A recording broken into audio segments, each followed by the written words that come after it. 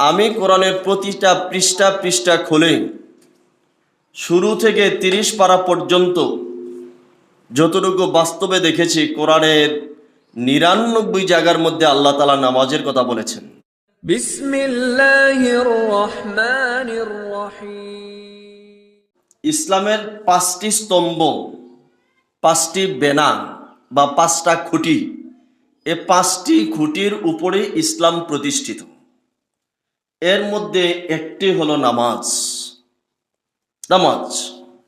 আল্লাহ রসুল সাল্লাল্লাহু আলাইহি ওয়াসাল্লাম বলেছেন, বাইনাল কুফরি ওয়াল আবদি তারকুস সালাহ, যে একজন কাফের আর একজন মুসলিমের মধ্যে, বান্দার মধ্যে ব্যবধান হলো নামাজ। একজন কাফের নামাজ পড়ে না আর মুসলমান নামাজ পড়ে, এটা তার প্রথম পরিচয়।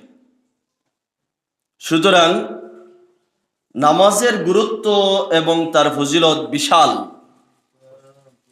সম্মানিত উপস্থিতি, আমাদের দেশে একটা প্রচলিত কথা যে কোরআনের ৮২ জায়গায় নামাজের কথা বলা আছে। এটা আমাদের প্রচলিত কথা। কি কথা? প্রচলিত। সুতরাং আসলে কথাটা কতটুকু সত্য মিথ্যা, এটা যারা কোরআন হাদিস সম্পর্কে জেনে না জেনে শুধু শুনে শুনে বলে তারাই বলতে পারবে।